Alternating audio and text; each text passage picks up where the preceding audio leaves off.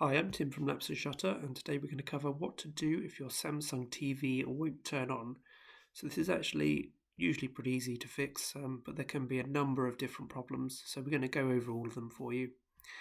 I've got 6 possible fixes that I'm going to briefly cover. There's a lot more info in the linked article in the video description, and we'll also cover a couple of scenarios, such as if the red light is on or if you've got a blinking red light, and what to do about that.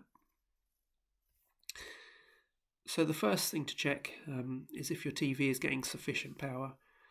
So it's often the case that the wall socket is not supplying enough power, and that there's an interruption of supply, and that means that your TV just won't come on. So make sure you remove any surge interrupters or smart plugs between your TV and wall socket. If these have failed, then they can obviously prevent your TV getting enough power. You can also just try different wall sockets or plugging another large device that you know works into that socket and just confirm that there is sufficient power coming in. Once you've done that, then just try cold booting your TV.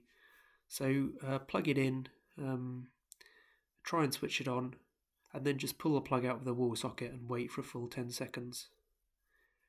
If you then plug your TV back in, just try switching it on, and often that can fix it. If that doesn't work, then just unplug it again, hold down the physical power button for at least 15 seconds, wait for at least 30 minutes for any residual power to drain from the TV's capacitors, and then plug your TV back in and try switching it on. Just a simple cold boot or power cycle like that often works for a lot of people to fix their TVs. If that's not worked for you, then there is a possibility that a poorly seated HDMI cable is automatically switching inputs, but because it's not fully connected, it's not able to supply a signal, and so it looks like your TV isn't working. You can just try removing all the HDMI cables. You can clean them with compressed air. You can try them in different HDMI ports. Ultimately, though, just try removing all cables, all coaxial cables, any Bluetooth devices, so that your TV's only got the power cable going in, and then just try switching it on. If it does come on, then obviously there must be a problem with one of your external connections, so you can just try resetting the cables one by one until you find the one that needs replacing.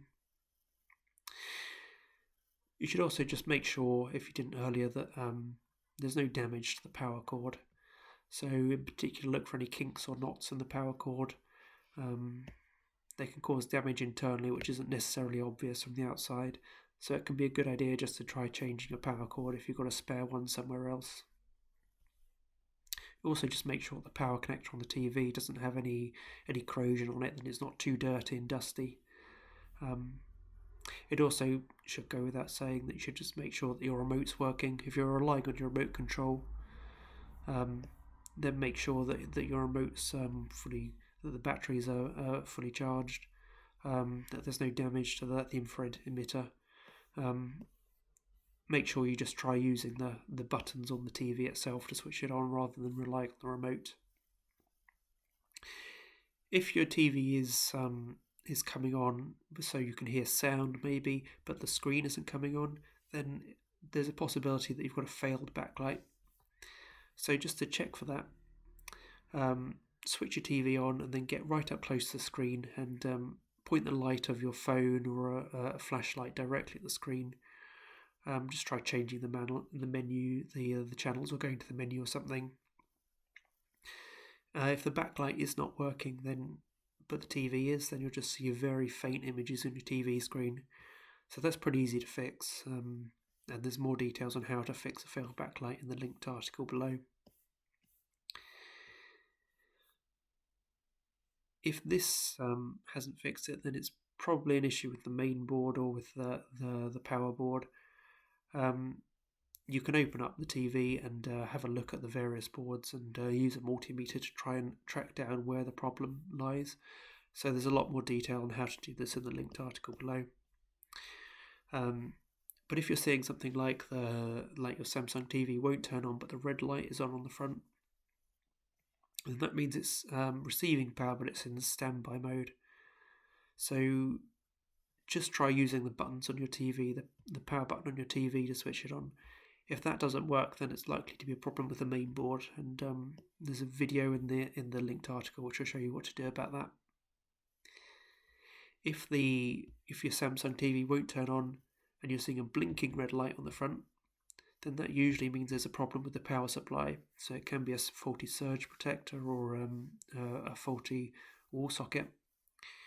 So just try plugging your TV into a different wall socket, preferably one on the other side of the room.